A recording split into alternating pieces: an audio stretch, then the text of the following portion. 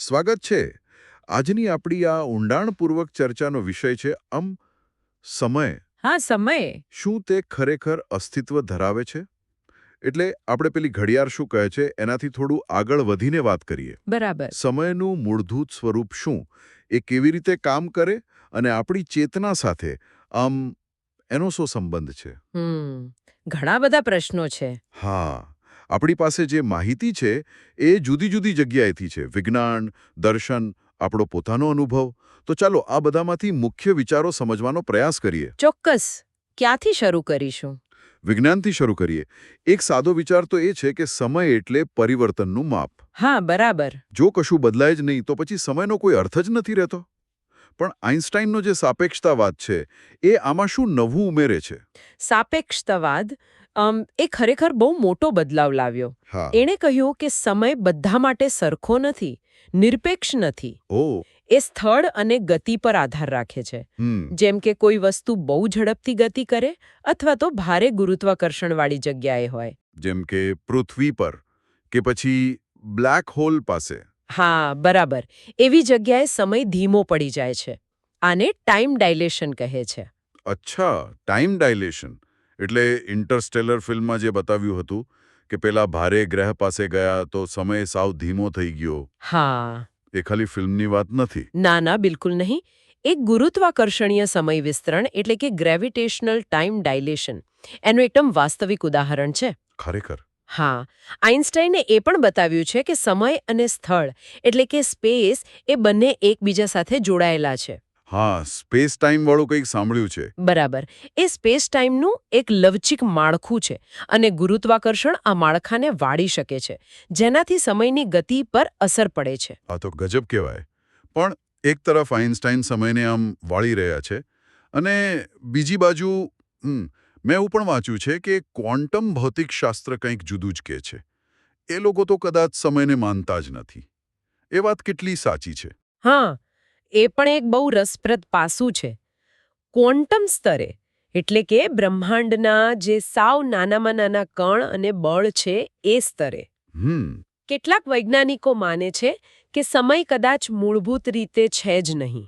એટલે એ કેવી રીતે શક્ય છે?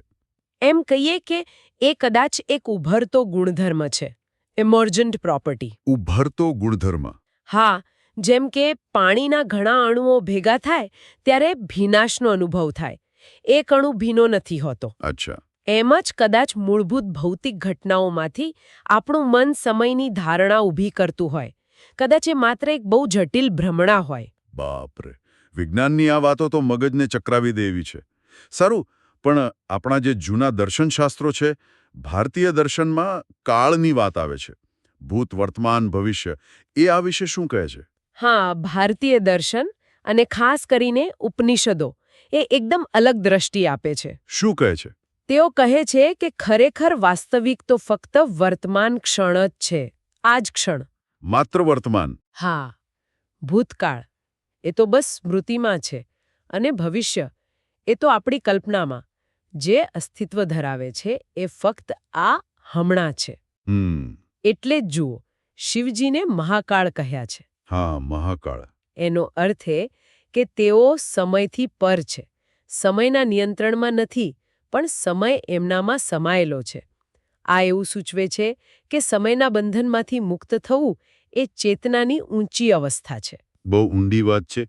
તો આ દાર્શનિક વિચારો અને પેલી વૈજ્ઞાનિક થિયરીઓ આ બધું આપણા રોજિંદા અનુભવ સાથે કેવી રીતે જોડાય? આપણે બધા અનુભવીએ છીએ ને કે હા, ખુશી હોય તો સમય ક્યાંય ઉડી જાય છે બરાબર. અને દુઃખ કે કંટાળો હોય તો એક મિનિટ કાઢવી ભારે પડે. જાણે પેલી પરીક્ષાની છેલ્લી 5 મિનિટ ક્યારે પૂરી જ ન થાય. બરાબર કહ્યું. આપણો સમયનો જે આંતરિક અનુભવ છે એ પૂરેપૂરો આપણી માનસિક સ્થિતિ પર, આપણી ચેતના પર આધાર રાખે છે. અને ન્યુરોસાયન્સ પણ હવે આ વાતને સમર્થન આપે છે. આપણું મગજ સતત જે માહિતી આવે છે તેને ક્રમમાં ગોઠવીને, એનું અર્થઘટન કરીને સમયની એક આંતરિક સમજ બનાવે છે. અચ્છા. અને આ સમજ બહારની ઘડિયાળ કરતાં આપણા મનની સ્થિતિ પર વધુ આધાર રાખે છે. તો આટલી બધી ચર્ચા પછી આપણે શું કહી શકીએ? મૂળ પ્રશ્ન પર પાછા આવીએ. શું સમય છે કે નહીં? આનો સાર શું નીકળે? જુઓ, સારાંશ એમ કાઢી શકાય કે સમય એ એક બહુસ્તરીય વાસ્તવિકતા જેવો છે. બહુસ્તરીય. હા, આપણા વ્યવહારિક જીવન માટે આપણા અનુભવના સ્તર પર એ ચોક્કસપણે વાસ્તવિક છે. આપણે એના આધારે જ બધું ગોઠવીએ છીએ. સાચી વાત છે. પણ જો આપણે ભૌતિક વિજ્ઞાનના એકદમ મૂળભૂત સ્તરે જઈએ અથવા તો ગહન દાર્શનિક દૃષ્ટિથી જોઈએ તો કદાચ એ પરમ સત્ય નથી. એટલે કે એ કદાચ મન દ્વારા રચાયેલી અથવા તો અનુભવાતી વાસ્તવિકતા વધુ લાગે છે. જેમ ધ્યાન જેવી પદ્ધતિઓ છે. હા.